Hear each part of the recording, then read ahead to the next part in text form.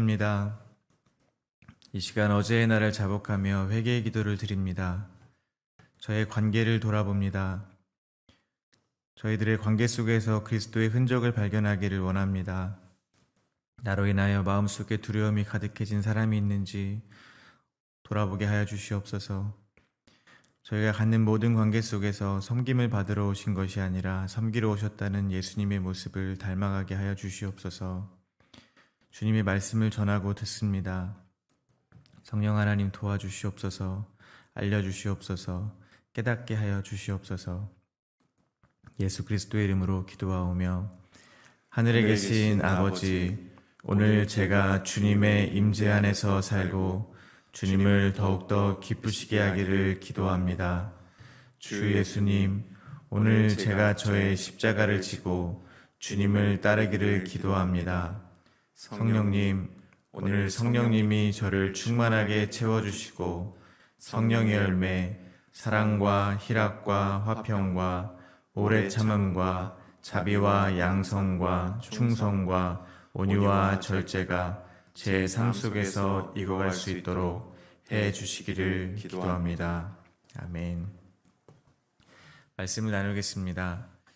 오늘 저희들에게 주신 하나님의 말씀은 전도서 4장 1절에서 16절입니다. 저와 여러분이 한 절씩 교독하여 읽겠습니다. 내가 다시 해 아래서 행하는 모든 학대를 살펴보았도다. 보라, 학대받는 자들의 눈물이로다. 그들에게 위로자가 없도다. 그들을 학대하는 자들의 손에는 권세가 있으나 그들에게는 위로자가 없도다. 그러므로 나는 아직 살아있는 산 자들보다 죽은 지 오랜 죽은 자들을 더 복되다 하였으며 이 둘보다는 아직 출생하지 아니하여 해 아래에서 행하는 악한 일을 보지 못한 자가 더 복되다 하였노라. 내가 또 본즉 사람이 모든 수고와 모든 재주로 말미암아 이웃에게 시기를 받으니 이것도 헛되어 바람을 잡는 것이로다.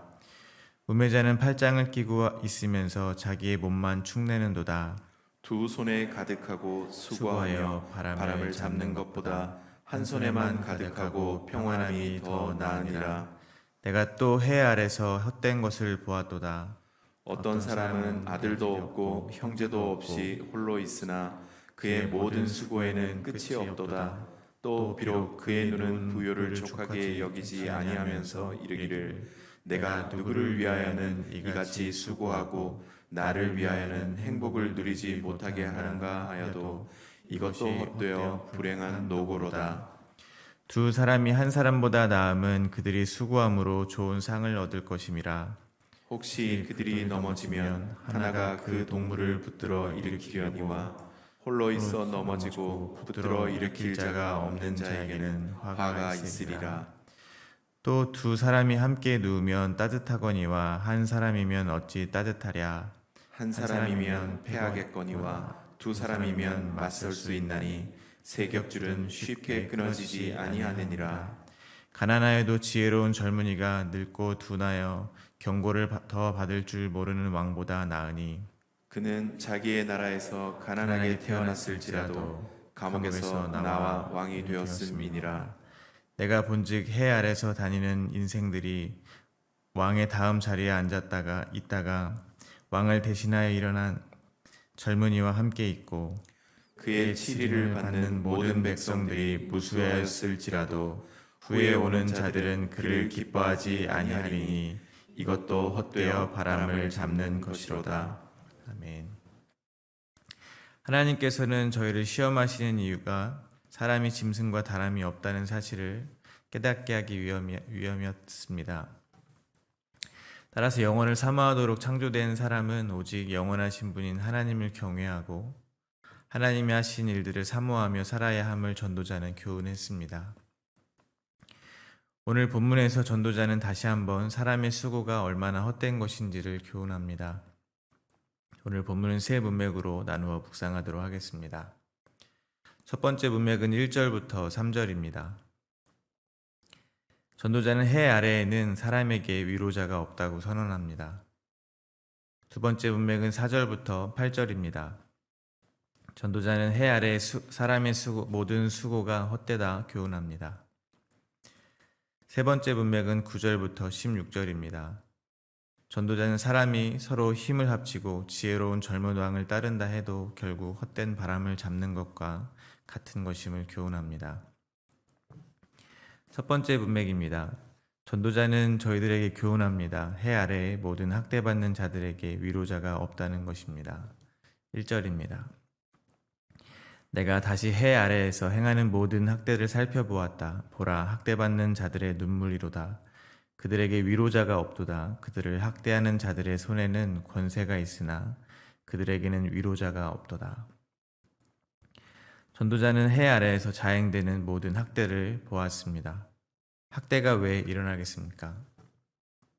다른 사람을 자기의 뜻대로 하기 위함입니다. 사람을 자기의 일의 성취나 자기 욕구 충족의 도구로 여기면 크고 작은 학대는 어디서나 일어날 수 있습니다. 학대는 신체적인 것도 있지만 정신적인 학대도 있을 것입니다. 그리고 학대는 늘 힘 있는 자가 힘 없는 자들을 향해서 자행됩니다. 힘의 차이가 클수록 또한 아무도 보는 사람이 없다고 생각할수록 더 심하고 1차원적인 학대가 일어납니다. 사람을 짐승이나 물건으로 보게 된다는 것입니다. 그런데 전도자가 보았더니 해 아래에서 학대를 받아 억압받는 사람들이 눈물을 흘리고 있지만 정작 그들을 위로하는 위로자는 해 아래에 그 어디에도 없다고 하는 것입니다. 참으로 절망적인 이야기입니다. 저는 먼저 아브라함에게 약속했던 하나님의 약속이 떠오릅니다. 하나님은 쪼갠 고기 사이를 지나가시며 아브라함과 언약을 체결하시고 다음과 같이 말씀하셨습니다. 창세기 15장 13절입니다. 여호와께서 아브라함에게 이르시되 너는 반드시 알라 내 자손이 이방에서 객이 되어 그들을 섬기겠고 그들은 400년 동안 내 자손을 괴롭히리니. 하나님은 아브라함에게 그들의 자손들이 이방에서 400년 동안 그들이 이방을 섬길 것이라고 말씀해 주신 것입니다. 잘 알고 계시듯이 그 이방 나라는 애굽입니다. 이스라엘 민족은 애굽의 노예로 400년간 학대를 당했습니다. 출애굽기 3장 7절부터 9절입니다. 여호와께서 이르시되 내가 애굽에 있는 내 백성의 고통을 분명히 보고 그들이 그들의 감독자로 말미암아 부르짖음을 듣고 그 근심을 알고 내가 내려가서 그들을 애굽인의 손에서 건져내고 그들을 그 땅에서 인도하여 광대한 땅, 젖과 꿀이 흐르는 땅, 곧 가나안 족속, 헷 족속, 아모리 족속, 브리스 족속, 히위 족속, 여부스 족속의 지방에 데려가려 하노라. 이제 가라. 이스라엘 자손의 부르짖음이 내게 달하고 애굽 사람이 그들을 괴롭히는 학대도 내가 보았으니. 애굽에서 받은 학대로 인해 이스라엘 민족은 하나님께 부르짖었습니다. 제가 먼저 이스라엘 백성이 애굽으로 보냄을 받아 학대를 받았다는 사실이 생각이 난 이유는 이것입니다. 저는 저희가 오늘 본문 1절과 같은 성경 구절을 볼 때 자주 있는 것이 있다고 생각을 합니다. 그것은 전도자가 이미 전도서 3장에서 교훈했듯이 인생들에게 노고를 주시는 분은 하나님이시며 그 하나님은 모든 것을 창조하시되 아름답게 지으셨다는 사실입니다. 우리의 인생 가운데 하나님의 뜻을 벗어난 일은 그 어떤 것도 결코 없다는 말씀을 드리는 것입니다. 그것은 우리의 이해나 동의를 구하지 않습니다. 하지만 오해를 하지 마셨으면 좋겠습니다. 하나님은 학대를 싫어하십니다. 출애굽기 22장 21절입니다. 너는 이방 나그네를 압제하지 말며 그들을 학대하지 말라. 너희도 애굽 땅에서 나그네였음이라. 그래서 저는 본문 1절의 학대를 어떤 특정한 사람들의 이야기로만 여기지 않으셨으면 좋겠습니다. 믿음의 여정을 걸어가는 모든 성도들이 겪는 광야와 같은 삶에서 일어나는 일들로 보았으면 좋겠습니다. 왜냐하면 성도의 삶에는 수시로 하나님께서 그들의 삶에 허락하신 고난이 찾아오기 때문에 그렇습니다. 죄인들의 세상에서 저희들은 관계되어진 사람들에게 크고 작은 정신적인, 신체적인, 물질적인 학대를 주기도 하고 당할 수도 있기 때문에 그렇습니다. 전도자는 이 학대의 정도가 얼마나 심한지 다음과 같이 표현합니다. 2절과 3절입니다. 그러므로 나는 아직 살아있는 산 자들보다 죽은 지 오래 죽은 자들이 더 복되다 하였으며 이 둘보다는 아직 출생하지 아니하여 해 아래에서 행하는 악한 일을 보지 못한 자가 더 복되다 하였노라. 예전에 친구와 이런 대화를 나눈 적이 있습니다. 저희 아이가 태어나고 얼마 지나지 않아서였습니다. 제가 친구에게 질문했습니다. 왜 아기들은 태어나면 울지? 웃으면 안 되는 건가? 라는 질문을 했습니다. 그랬더니 제 친구는 이렇게 대답을 했습니다. 그거야 당연하지. 하나님하고 같이 잘 있다가 자기가 낳아달라고 하지도 않았는데 죄악뿐인 세상에 던져졌으니 우는 게 당연하지. 친구는 이렇게 대답을 했습니다. 저는 그때 그 말에 참 동의가 되었습니다. 살아있는 자보다 오래전에 죽은 자가 낫고 그보다는 아예 태어나지 않은 사람이 더 낫다는 것입니다. 그 이유를 전도자는 이 세상이 악하기 때문이라는 것입니다. 그래서 차라리 이 악한 세상의 악한 일들을 보지 않는 것이 낫다고 말을 하고 있는 것입니다. 하나님 애굽에 이스라엘 백성을 보내시고 학대받는 그들의 부르짖음을 들었습니다. 그런데 중요한 것은 하나님은 이스라엘 백성들로 하여금 그곳에서 원수 같은 그들을 사랑하며 애굽을 변화시키라고 하지 않으시고 그곳에서 건져주셨다는 것입니다. 따라서 저희는 인생의 크고 작은 고난, 즉 학대를 당하며 이 땅의 삶에 미련을 두는 것이 아니라 애굽 같은 이 세상은 떠나야 하는 곳임을 깨닫게 되어야 한다는 것입니다. 성도의 삶은 가는 길이 험하여도 우리를 이끄시는 주님의 인도하심 따라 영원한 하나님 나라를 소망하는 삶으로 지금도 인도되고 있음을 기억하시기를 바랍니다. 전도자는 두 번째 문맥에서 사람들의 수고가 덧없다는 교훈을 합니다. 전 두 번째 문맥을 통해서 사람의 수고의 목적이 무엇인가 생각해 보게 되었습니다. 학대는 힘 있는 자가 힘없는 자에게 하는 것입니다. 학대라는 말이 조금 자극적이긴 하지만 어느 곳에 가든지 더 많이 일하는 사람과 조금 일하는 사람이 있습니다. 가정에서도 회사에서도 어디에도 존재합니다. 전도자는 사람은 결국 짐승과 다를 바 없음을 저희들에게 교훈했었습니다. 사람의 사회도 결국 약육강식이라는 자연 체계를 따르고 있다는 것입니다. 그 말을 뒤집어 보면 사람이 수고하며 사는 이유가 무엇이겠습니까? 바로 힘을 키우기 위함입니다. 먹이사슬에 더 높은 자리로 올라가 그 누구도 나를 함부로 대하지 못하게 하기 위함입니다. 스스로를 지키기 위함입니다. 다른 말로 하면 위로자가 없는 이 세상에서 스스로 쌓아올린 힘으로 위로를 받기 위함입니다. 더 정확히는 위로받을 일을 아예 만들지 않기 위함입니다. 전도자는 이를 다음과 같이 표현합니다. 4절입니다. 우리말 번역으로 보겠습니다. 또 나는 모든 노력과 모든 성취가 결국 이웃을 시기하는 마음에서 비롯된 것임을 깨달았다. 이것 또한 허무하고 뜬 구름을 잡는 일이다. 사람의 모든 노력과 성취가 결국에는 이웃을 시기하는 마음에서 시작되었다는 것입니다. 이웃을 시기하여 더 이웃보다 많은 것을 성취하기 위해 수고를 한다는 것입니다. 왜 시기하여 이웃보다 더 많은 것을 성취하려고 하겠습니까? 약육강식의 세상에서 강해지기 위함입니다. 먹히지 않기 위함입니다. 재물의 위로를 받으려는 것입니다. 높아진 지위의 위로를 받으려는 것입니다. 매우 비슷한 성적을 갖고 있는 두 학생이 있다고 예를 들어보겠습니다. 그들에게 주어진 24시간이라는 시간은 동일합니다. 그럼 두 학생은 자신이 잠을 자는 동안에 경쟁자 학생이 공부를 해서 자기보다 더 좋은 성적을 받을까봐 잠도 거르고 1시간이라도 더 공부하려고 할 것입니다. 그런데 이들이 사회에서 경쟁을 하게 되면 어떻게 될까요? 사회는 단순히 노력한 만큼 결과를 주지 않습니다. 자신의 노력 말고 다른 여타의 것들이 결과에 관여하게 되어 있습니다. 그렇다면 그렇게 어른이 된 사람들은 정말 정직하게 경쟁을 할 수 있을까요? 아마도 그들은 이제 불법을 저지르면서까지 경쟁하여 승리만을 쟁취하게 될 것입니다. 다른 사람을 밟아서라도 자기가 올라가려고 하게 될 것입니다. 이렇듯 시기로 시작된 경쟁이 사람의 악한 본성과 만나면 아마도 자신보다 더 높아지기만을 위한 경쟁을 하게 될 것입니다.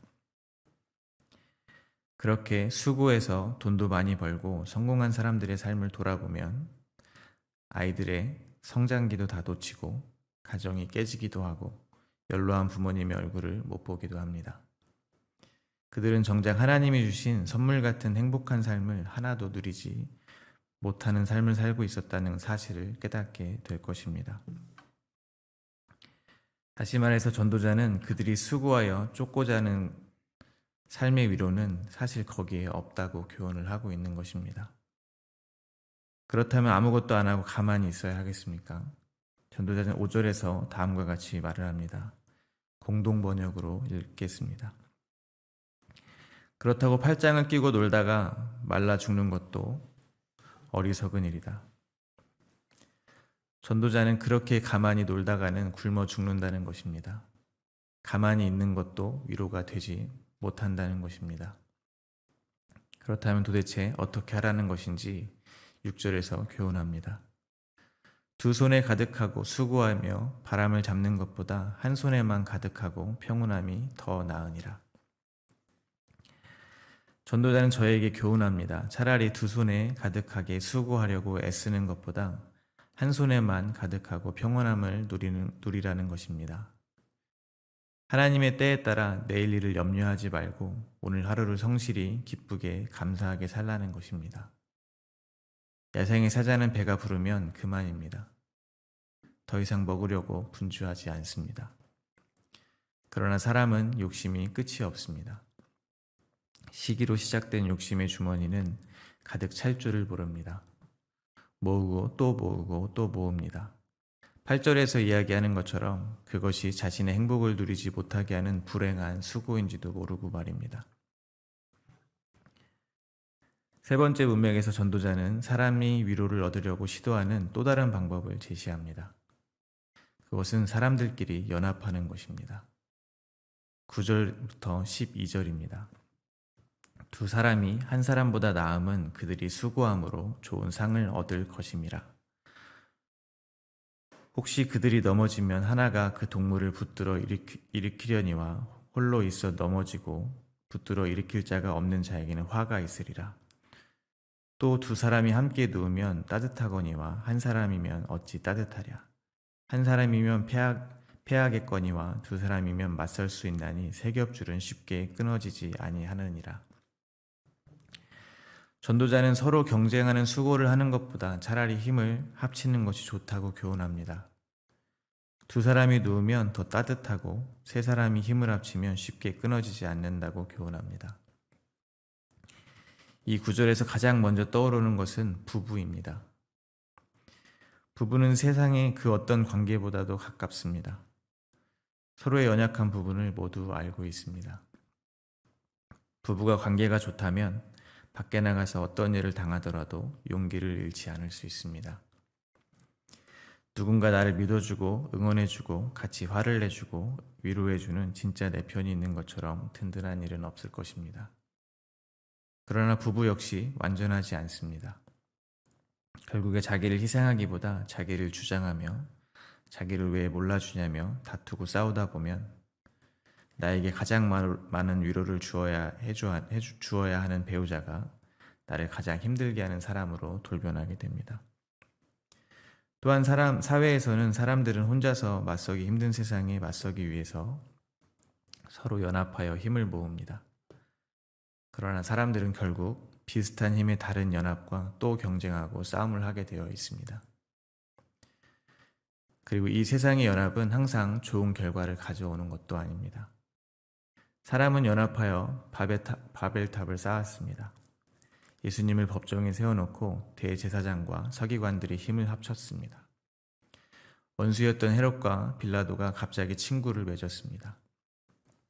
누가복음 23장 10절에서 12절입니다. 대제사장들과 서기관들이 서서 힘써 고발하더라. 헤롯이 그 군인들과 함께 예수를 업신여기며 희롱하고 빛난 옷을 입혀 빌라도에게 도로 보내니 헤롯과 빌라도가 전에는 원수였으나 당일에는 서로 친구가 되니라. 사람의 연합은 때로는 하나님을 대적하기 위해서 사용된다는 것입니다. 그러나 진정으로 위로가 되는 연합은 따로 있습니다. 에베소서 5장 29절에서 32절입니다. 누구든지 언제나 자기 육체를 미워하지 않고 오직 양육하여 보호하기를 그리스도께서 교회에게 함과 같이 하나니 우리는 그 몸의 지체임이라.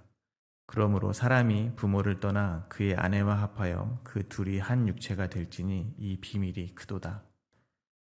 나는 그리스도와 교회에 대하여 말하노라. 우리에게 위로를 주는 연합은 그리스도와의 연합일 줄 믿습니다. 결코 끊어질 수 없는 성부, 성자, 성령, 삼위일체 하나님의 연합된 관계 속으로 교회인 성도 한 사람 한 사람이 그리스도의 신부가 되어 초대되는 것이야말로 우리에게 위로가 되는 연합일 것입니다. 마지막으로 전도자는 지혜로운 젊은 지도자를 내세웁니다. 13절부터 15절입니다. 이해가 더 쉬운 우리말 성경으로 읽겠습니다. 남의 말을 받아들일 줄 모르는 늙고 어리석은 왕보다는 가난해도 지혜로운 청년이 100번 낫다. 그런 청년은 감옥에 있다가도 나와서 다스릴 수 있다. 그가 그 나라에서 가난하게 태어났어도 말이다. 해 아래 다니는 모든 사람이 왕의 후계자가 된 그 청년을 따랐다. 전도자는 이제 사람들이 연합한 이후에 할 일을 아는 것 같습니다. 사람들이 할 다음 행동은 연합된 자신들을 이끌 지도자를 선출하는 것입니다. 전도자는 다른 사람의 말을 받아들일 줄 모르는 것이 곧 어리석은 것이며 다른 사람의 말을 듣는 것이 지혜롭다는 말을 하고 있습니다. 젊어도 다른 사람의 말을 듣지 않으면 지혜롭다고 할 수는 없을 것입니다. 그러나 전도자가 말하는 청년은 가난하지만 지혜롭다고 합니다. 해 아래의 사람들이 모두 그 지혜로운 젊은 왕을 따른다는 것입니다. 사람들은 이제 눈에 보이지 않은 가치를 선택할 만큼 지혜로워진 듯합니다. 가난해도 감옥에 갔다 와도 지혜롭기만 하면 그를 왕으로 선택할 만큼 성숙한 듯 보입니다.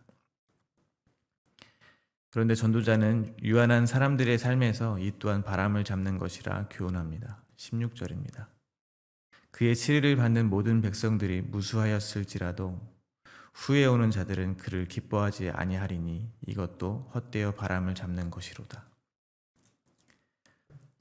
저는 오늘 본문에서 전도자는 학대를 받는 해 아래의 사람들이 학대를 받지 않기 위해 하루를 기쁘게 살지 못하도록 수고하고 서로 힘을 모으고 사람들이 보기에 더 지혜로운 것 같은 왕을 따른다고 해도 이 모든 것이 바람을 잡는 것과 같다는 것을 교훈한다는 생각이 들었습니다.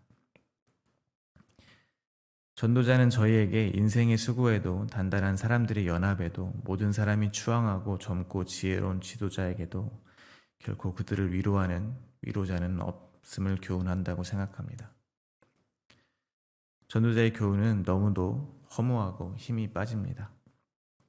그러나 너무 실망하지 마시기를 바랍니다. 오늘 말씀은 성경이 제시하는 기쁜 소식을 전하는 것으로 맺겠습니다. 고린도후서 1장 3절에서 6절입니다. 조금 길지만 읽겠습니다. 하나님의 뜻으로 말미암아 그리스도 예수의 사도된 바울과 형제 디모데는 고린도에 있는 하나님의 교회와 또 온 아가야에 있는 모든 성도에게 하나님 우리 아버지와 주 예수 그리스도로부터 은혜와 평강이 있기를 원하노라. 찬송하리로다. 그는 우리 주 예수 그리스도의 하나님이시요 자비의 아버지시요 모든 위로의 하나님이시며 우리의 모든 환난 중에서 우리를 위로하사 우리로 하여금 하나님께 받는 위로로서 모든 환난 중에 있는 자들을 능히 위로하게 하시는 이시로다. 그리스도의 고난이 우리에게 넘친 것 같이 우리가 받는 위로도 그리스도로 말미암아 넘치는도다. 우리가 환난 당하는 것도 너희가 위로와 구원을 받게 하려는 것이요 우리가 위로를 받는 것도 너희가 위로를 받게 하려는 것이니 이 위로가 너희 속에 역사하여 우리가 받는 것 같은 고난을 너희도 견디게 하느니라. 아멘. 인생의 그 어떤 수고도 인간의 연합도 지혜로운 왕도 위로가 되지 못합니다. 그러나 십자가 지신 그리스도가 저희를 위로합니다. 그리고 성도가 또한 성도를 위로합니다. 오늘 이 위로가 넘치시는 하루가 되시기를 소망합니다.